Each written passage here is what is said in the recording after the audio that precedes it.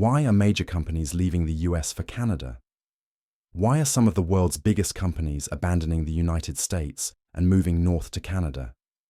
It's a question that's making headlines across the globe and raising serious concerns among American business leaders and policymakers. What used to be the go-to destination for innovation, expansion, and investment is now facing an exodus. But why? A significant factor in this shift is the increase in tariffs.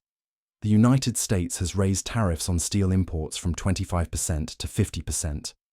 This affects not only foreign producers but also domestic businesses relying on affordable raw materials. In the US, approximately 2,000 companies connected to German automakers collectively employ about 140,000 workers. However, 5 major international firms have already started shifting investments, once destined for the US, to Canada. Take Volkswagen as an example. The German automotive powerhouse has cancelled its planned operations in California and decided to construct a $4.5 billion electric vehicle EV battery gigafactory in St. Thomas, Ontario. This marks a key part of its e-mobility strategy outside of Europe. Citing financial risk due to unpredictable tariffs, especially a proposed 25% levy on new cars and additional charges on steel and aluminum, Volkswagen labelled these as non-static costs. With Canadian incentives like a 15% investment credit and green electricity initiatives, Volkswagen calculated substantial savings. In comparison, union negotiations and regulatory uncertainties in the US made the American side less attractive. Another example is Stellantis, a company with deep roots in Detroit. Though historically linked with Chrysler, the global trend away from conventional vehicles has made the company reevaluate its future. Stellantis has committed an additional $4 billion CAD to its Windsor, Ontario battery cell facility, built in collaboration with LG Energy Solution. Here again, Canada's strategic edge, reliable access to raw materials such as Quebec's lithium and northern nickel reserves, along with faster permit approvals, made the decision easier. On the technology front, Amazon is also making substantial moves in Canada. The company acquired a massive 460,000 square meter plot near Calgary. The site includes a cutting-edge autonomous truck testing facility, a drone operations center, and Canada's first all-electric truck depot. While Amazon's Snohomish project in Washington state has stalled due to environmental pushback and a prolonged permit process, Alberta provided year-round approvals, energy credits, and even exempted the site from carbon taxes. A new US regulation requiring foreign content reporting doesn't apply to goods shipped from Canada, providing even more incentive for operations north of the border.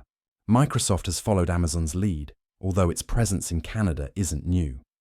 With hubs already in Vancouver and Toronto, the tech giant recently launched its Northern Cloud Spine initiative.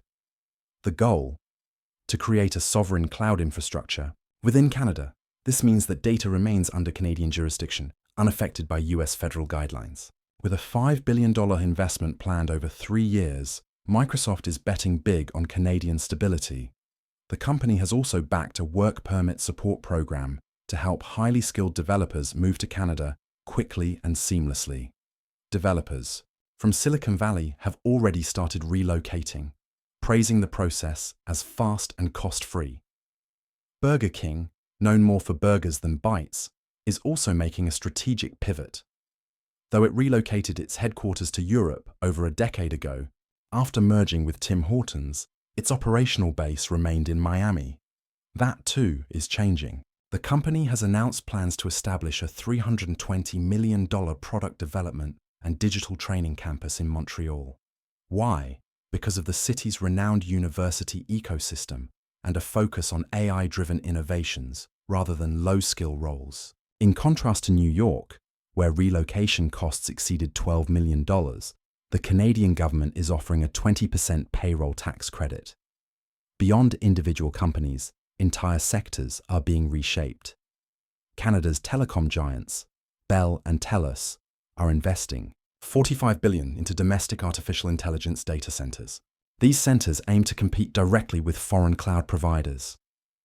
Meanwhile, businesses like SmartStop Self Storage are shutting down California operations after securing back-to-back permits in Toronto. Canadian National Railway is boosting New Brunswick's railway infrastructure, planning to reroute trade from Halifax directly to Europe. Customs tariff deadlocks on US southern routes have made alternative paths more appealing. Spain-based Ferrovial has nearly doubled its investment in Toronto's 407 ETR toll road. It's a symbolic move signaling a retreat from what they call the political risk spiral in the US highway sector. The message from investors and companies is loud and clear. Uncertainty is the enemy of capital. In late April, Canada's Department of Finance confirmed a trade deficit increase exceeding $7 billion. Analysts believe this isn't a result of weakening demand, but rather a reorientation of supply chains. Many products still bear US labels, especially parts, machinery, and electronics. But exports are being redirected to ports in Europe and Asia. The routes from Halifax and St. John, Atlantic, and Prince Rupert, Pacific, are now central to this trade reorganization. In contrast, the US faces growing unpredictability. Quarterly shifts in metal tariffs make it impossible for businesses to plan long-term. Legislative delays are common, with some initiatives waiting for budget discussions, while others are abruptly changed through executive orders. This lack of policy consistency is pushing businesses to seek more stable alternatives. Canada, meanwhile, has adopted a long-term incentive model. It has rolled out 3, 5, and 8-year tax credits for EV battery cells, rare earth mineral processing, artificial intelligence, and clean energy storage. The country also plans to welcome 10,000 highly skilled immigrants in just 6 months through a tech talent fast-track visa program. This predictability reduces volatility in financial models and strengthens investor confidence. So how does this trend alter the long-term outlook for North American industry? First, it reverses the traditional idea of the US as the primary market. Now, companies can establish primary operations in Canada, taking advantage of favorable conditions, and then expand into Texas or Ohio later. Second, port routes have been rejuvenated. Canadian ports offer direct access to Europe and Asia, bypassing complicated and costly US customs systems. Third, questions surrounding artificial intelligence and data jurisdiction are answered more clearly in Canada. Data stored on Canadian servers falls under Canadian legal authority, giving companies more control over their proprietary information. Even the labor force is migrating. A software engineer caught in a US visa backlog is securing permanent residency in Toronto while earning the same salary. A mechanical engineer leaving Seattle is finding new opportunities in battery labs in Windsor. A logistics planner from Miami is now designing drone routes in Calgary. All these developments point to a broader transformation. The core issue is not just trade wars or taxes, but predictability. High tariffs are squeezing profit margins, and erratic regulations are complicating business planning. In this environment, companies are looking to de-risk, and Canada is proving to be an ideal destination. Currently, 5 major companies, Volkswagen, Stellantis, Amazon, Microsoft, and Burger King, have made significant moves into Canada. If the US continues down the path of rising tariffs and unpredictable policy shifts, this list could expand dramatically.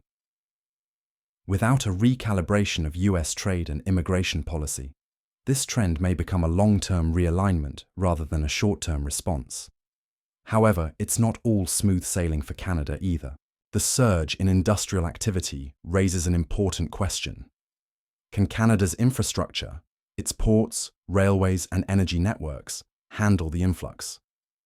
The country's advantage lies in its consistent and stable policies, but it must now ensure it has the physical capacity to support the growing demand. As global industries recalibrate their strategies, all eyes are on Canada. The once secondary market is becoming a new industrial hub. Whether this wave of relocations will prove temporary or long-lasting remains to be seen.